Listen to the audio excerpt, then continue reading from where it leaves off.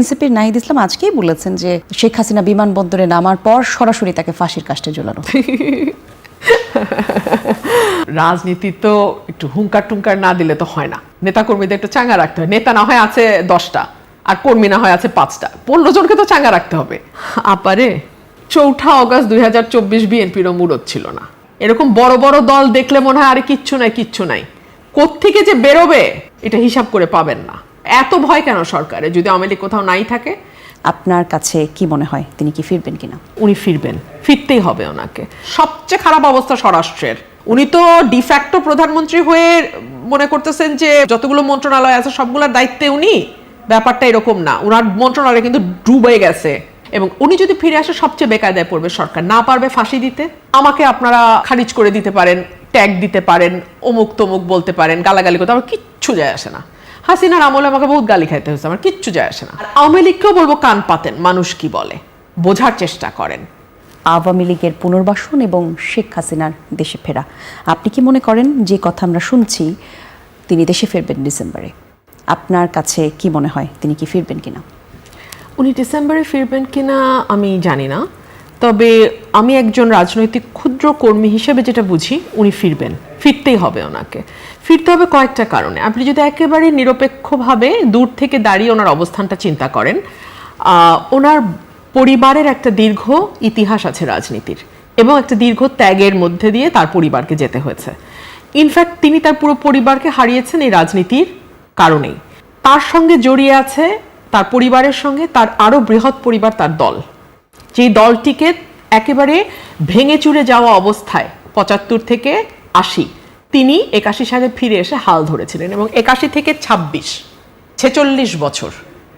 46 বছর উনি এই দলটার প্রধান হিসেবে মাঠে, রাজনীতির মাঠে, সংসদে, রাষ্ট্র ক্ষমতায় এবং বিরোধী দলে থেকে লড়াই করেছেন। সো এখন যদি উনি না আসেন, ওনার পরিবার তো কেবলমাত্র উনি এবং ওনার 2 সন্তান নন, ওনার পরিবার হচ্ছে আওয়ামী লীগের এই বিশাল পরিবার। সো এই কোটি কোটি নেতাকর্মী, সমর্থক, ভোটার, যারা ভোটার ধরেন নেতাকর্মী বাদ দিলেন, হ্যাঁ, সাধারণ মানুষ, তাদের কি হবে? 1, 2 হলো ওনার পরিবার এবং ওনার ব্যক্তির যে ত্যাগ এই রাজনীতির পেছনে, সেটা কোথায় যাবে? 3 হলো ওনার বয়স হচ্ছে, আল্লাহ না করুক ওনার স্বাভাবিক মৃত্যু যে কোনো দিন হতে পারে। বিদেশের মাটিতে যদি ওনার মৃত্যু হয়, that is the end of the story. মানে ওনার রাজনৈতিক জীবন, ওনার দলের ভবিষ্যৎ সবকিছুর উপরে that will be the last nail in the coffin.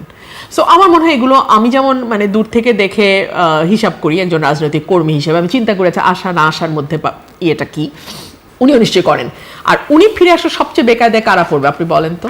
এটা আমি আরো 9 মাস আগে বলেছিলাম, সবচেয়ে বেকায়দায় পড়বে সরকার, সবচেয়ে বেকায়দায়। আজকেই স্বরাষ্ট্রমন্ত্রী বলেছেন যে 5ই আগস্ট ঘিরে যে তৎপরতা আওয়ামী লীগ করতে চায় সেই মুরদ আওয়ামী লীগের নেই। আপারে 4 অগস্ট 2024 বিএনপিরও মুরত ছিল না। এরকম বড় বড় দল দেখলে মনে হয় আরে কিচ্ছু নাই, কোত্থেকে যে বেরোবে এটা হিসাব করে পাবেন না। আপনি আমাকে বলেন না, এই আপনারাই আর আমরা তো একই জায়গায় বহু স্টক শো করেছি। 4 অগস্ট 2024 বিএনপি কই ছিল? তো সুতরাং নাইটাই এগুলো বলা যায়। হাসিনাও বহু বলছে বিএনপি নাই, এগুলো বললে শান্তি লাগে, শান্তি পাওয়ার জন্য বলে, ওটা কোনো অসুবিধা নেই, পলিটিক্যাল রেটরিক। যদি নাই থাকে তাহলে আর শো অ্যারেস্ট দেখায় সব কর্মীকে ভিতরে রাখতে হয় কেন? তাহলে 5 জনের মিছিলে 500 জনের নামে মামলা হয় কেন? আমার এলাকায় যেই ছেলেটা হয়তো দল কোনোটাই করে না, হাসের ইলেকশন করেছে আমার সাথে, তার নামও আওয়ামী লীগের মধ্যে ঢুকায় দিয়ে মামলা দিতে হয়? এত ভয় কেন সরকারে যদি আওয়ামী লীগ কোথাও নাই থাকে? তো ওগুলোর জব আমি দিতে চাই না। আর স্বরাষ্ট্রমন্ত্রীর বরং ফোকাস করা উচিত ওনার নিজের মন্ত্রণালয়। সবচেয়ে খারাপ অবস্থা স্বরাষ্ট্রের। উনি তো ডিফ্যাক্টো প্রধানমন্ত্রী হয়ে মনে করতেছেন যে বাংলা মানে যতগুলো মন্ত্রণালয় আছে সবগুলোর দায়িত্বে উনি। ব্যাপারটা এরকম না, ওনার মন্ত্রণালয় কিন্তু ডুবে গেছে। He better focus on his own মন্ত্রণালয়। তো যাই হোক, আমি যেটা বলতেছিলাম যে ওনার এই সকল কিছুর হিসাব ওনার কাছেও নিশ্চিত আছে।